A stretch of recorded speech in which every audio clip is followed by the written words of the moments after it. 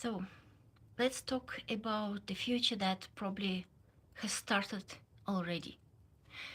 Um, so this topic started with my speech that I delivered yesterday in Toastmasters. It was about how we can treat AI or MI, machine learning, or machine intelligence, artificial intelligence or machine intelligence. I really like machine intelligence, especially in this case that I will talk about today.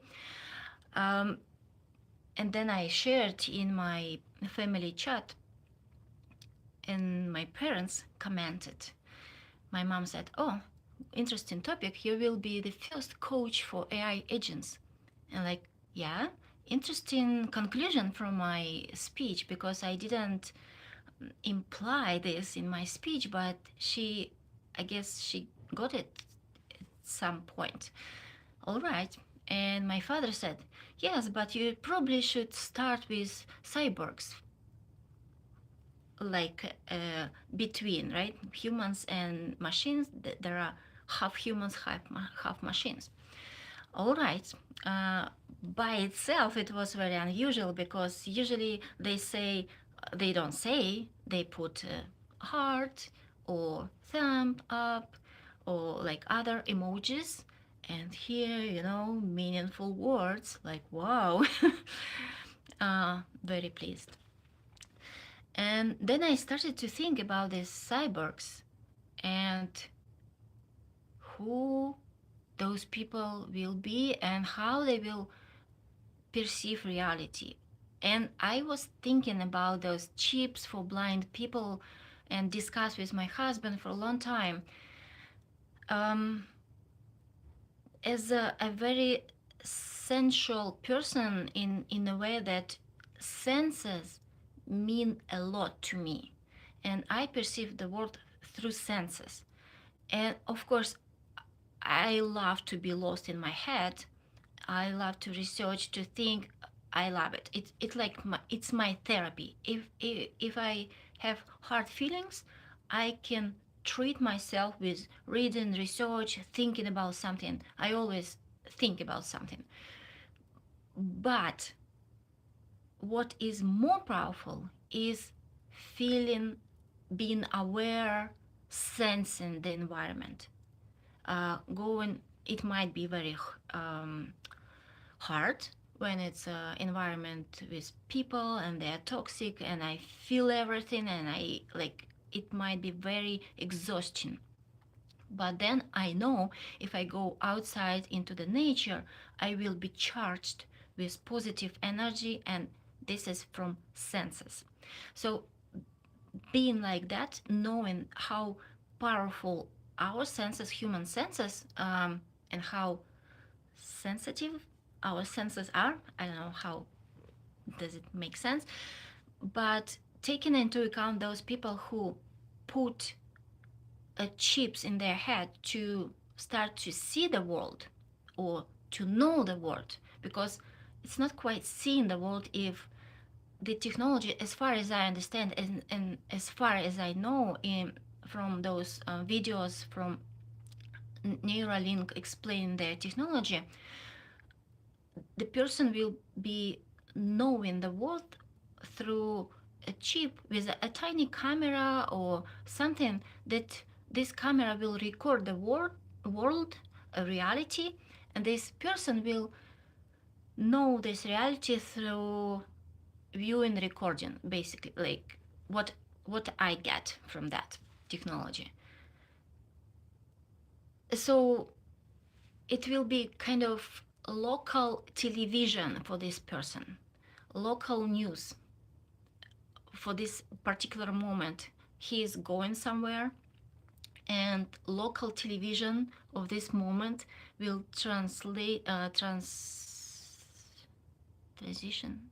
What do you have?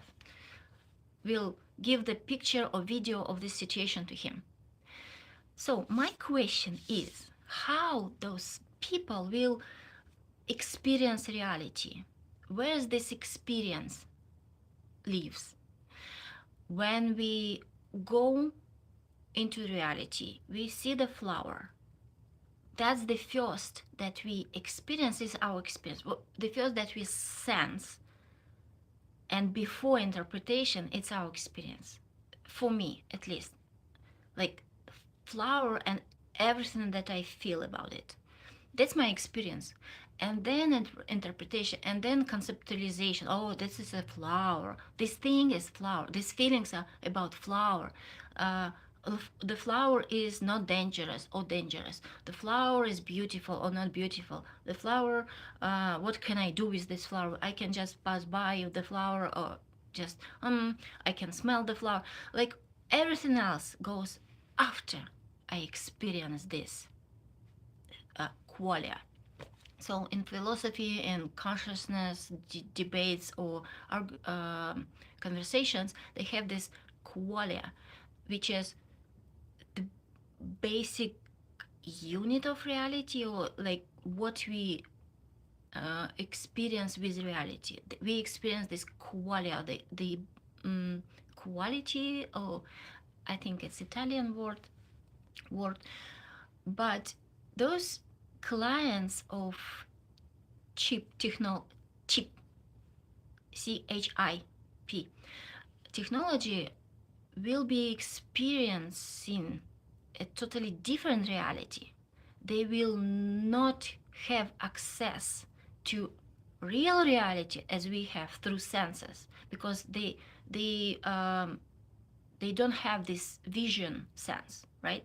So they will access our reality through chip, through recording of reality. And I wonder, really wonder, if there will be a gap of understanding. So their experience will not be human experience anymore. Their experience of reality will be something different. And the interpretation of reality will be different, probably. And their I, I wonder if they have, if they will have a sense of intuition at all, based on, well, probably they still have other senses, but mm, that sense of intuition, they will have probably a different sense of intuition, I guess. You can compensate one sense by others, and you can develop other senses in more capacity than if you don't have one sense. But yeah, it would be pretty interesting to have opportunity to talk to them, to how they experience the world, and the processing of experience, the processing of perceiving or processing this visuals will be different from for them. um, Interesting.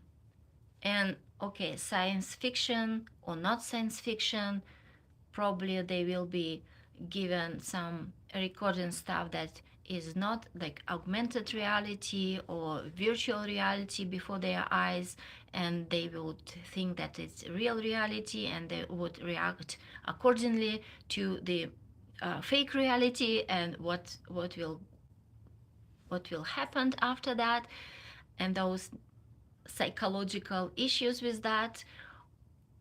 Even if they are not given that, just a thought that they might be given that can live in their heads. And it's not a very safe place to be when you know that in any moment you can be given this thing and you cannot control it. I don't know. It's scary. I mean, for some people, it's scary to drive Tesla because you cannot control it, but we drive it, we trust it to a certain degree, or to a certain degree of negligence or whatever.